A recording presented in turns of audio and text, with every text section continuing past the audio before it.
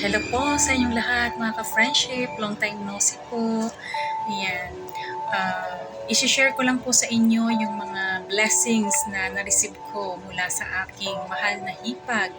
Ayan, yung mga unexpected things na alam niyo po na talagang hindi ko po talaga inaasahan na bibigyan niya po kami ng ganito kadaming mga biyaya, yung mga blessings niya, na kung ano yung mga blessings na nare-receive niya, talagang sinishare po niya sa amin. Kaya napakapalad ko po na meron po akong hipag na napakabait at saka napaka-generous po niya talaga sa kanyang pamilya. Hindi lang sa kanyang pamilya, maging sa mga taong kakilala niya, mga ka-friendship. Kaya pinagpapala po siya lalo ngayon.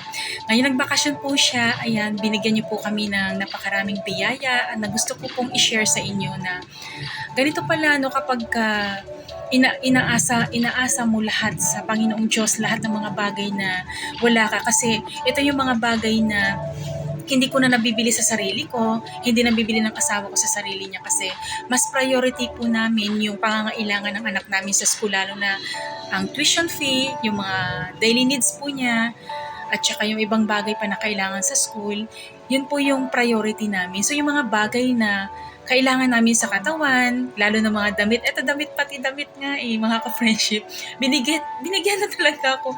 Yung gustong-gusto kong damit na tinititigan ko lamang sa sa mga brochures, sa kumbaga mahilig akong tumingin sa mga Shopee, sa mga kung ano mga diyan, mga online shopping diyan.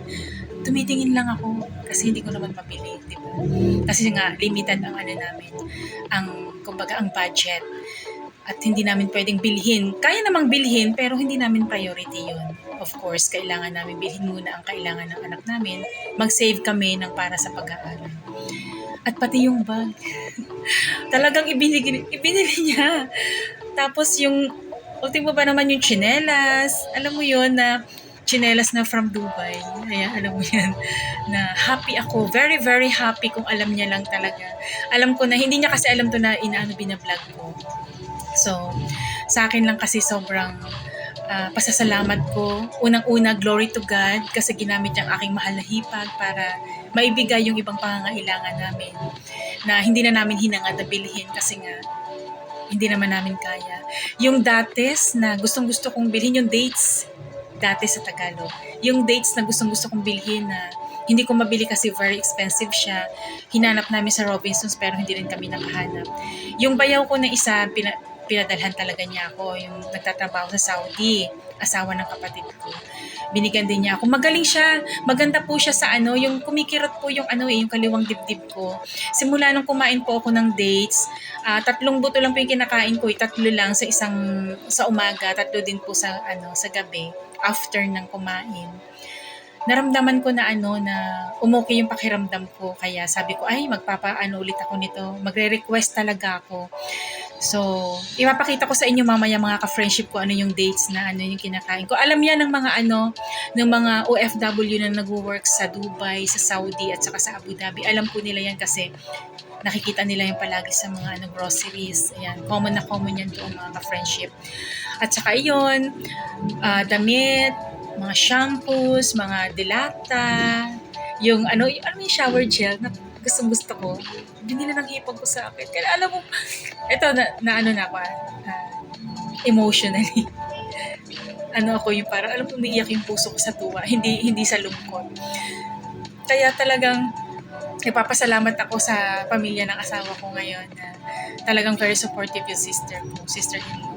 Pati ba naman toothpaste na, di ba, na ilalaan pa niya, pag-aksihan pa niya ng panahon para bilhan kami ng mga pangkusina. Pati yung sapatos ng anak ko na pamasok, yung sa asawa ko, sa kuya niya. Pati yung sa mga pangpaano ng pampapogi daw ng kanyang kuya, binili pa. Kasi hindi na nga kasi kami mahilig magiginan yan Pati yung, ayan, may peanut butter kami, ayan. Meron akong chamomile tea, na alam niya kasing favorite ko talaga chamomile tea, mga ka-friendship. Kaya sobrang thank you po sa aking mahal na hipag. More blessings sa'yo kasi talagang napaka-generous mo. At kahit na ako ay hipag mo lang, talagang binigyan mo ako, pinag-aksayahan mo pa talaga ng oras para hanapin yung kailangan ko, yung gusto ko.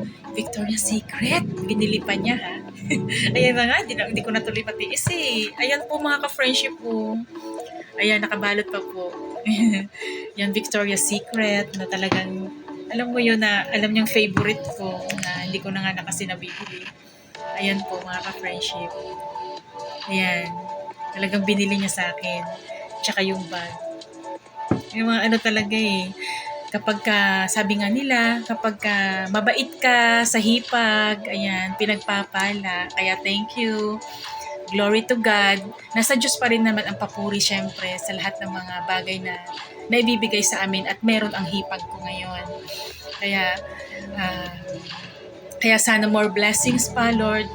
At lagi mo siyang iingatan. Palagi ko siyang pinagdadasal na nasa maayos siyang kalagayan, good health lagi talaga sa aking mahal na hipag na yan. At thank you din sa pagpapalaki. Nako, kung hindi dahil sa mga biyenan ko na talagang pinalaki nila ng maayos ang kanilang mga anak. Kaya ayan, napaka-generous lahat sila. Yung asawa ko din kapag ka may pangangailangan, lalo sa mga kapatid, talagang nagbibigay ng ano yan. Kahit alam mo yung kaya lang talaga na ibigay. No, alam mo yun. At saka, alam mo na, sa hirap ng panahon ngayon, no? Mahal ang mga bilihin, kaya tulungan ang bawat pamilya. Kaya thank you so much. Ang dami ko nang nasabi.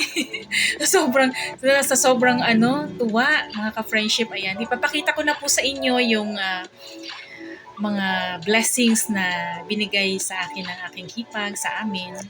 Ayan. Eto na mga ka-friendship. Ayan. Ito yung yung dates. Ayan, dalawa po 'yan. Ang dami niyang binigay sa akin. Ayan po. Ayan. Ayan. Yung mga shampoo. Ayan po. Ayan po yung bag. Yung sinasabi ko. Grabe pati bag. Ayan po yung tsinelas. Ayan po yung pang-ek-ek ng aking mahal na asawa. Ayan po. Sapatos ng anak ko. Talagang siya. Kahit last year po, siyang bumili ng shoes ng anak ko. Kaya hindi na kami gumastos para sa shoes niya sa school.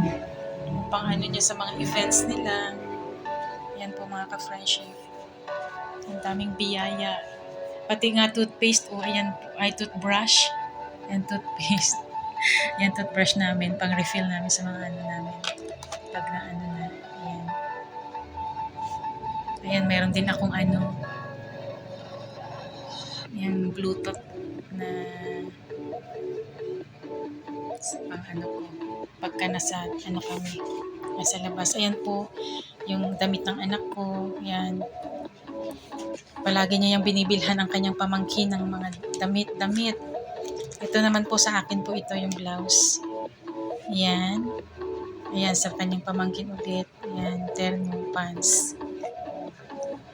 Masyado siyang sa amin. Kahit hindi kami humihiling dyan, mga ka-friendship, siya, napaka-generous niya talaga. Maano siya sa pamilya, mapagmahal sa pamilya. Masyado siyang nag-iisip ng mga pangangailangan. Gusto niya mapasaya kami. Ayan po mga ka-friendship, terno po yan. Yan sa asawa ko. Meron na naman siya. Last year din. Hindi ko na nga lang din, yung last year, hindi ko siya na-videohan. Kasi naisuot na namin. Ayan. Maraming salamat po mga ka-friendship sa pag-watch. At doon po sa mga hindi po nag-i-skip ng ads. Thank you so much. Ayan. Shout out po kay Mother. Ayan. Kay Mother Earth po. Isa yan ako sa mga subscriber niya. At isa rin po siya nagsusupport sa akin sa FB. At saka sa po, dito sa YouTube. Yan, supporter ko po yan sila. Na talagang hindi sila nag-skip ng ads. Very honest. Ayan, kaya kapag ako rin nagwa-watch ng kanilang video, talagang hindi rin po ako nag-skip ng mga ads nila. Ayan. Ayan, more blessings sa aking mahal na hipag. Thank you so much mga ka-friendship sa inyong walang sawang panunood ng aking mga video, kahit na ang mga video ko ay parang mga ano na. Huwag sana kayong magsawa na ako'y suportahan. Ayan. And thank you so much. More blessings po sa lahat. God bless you all, mga ka-friendship. Thank you so much for watching.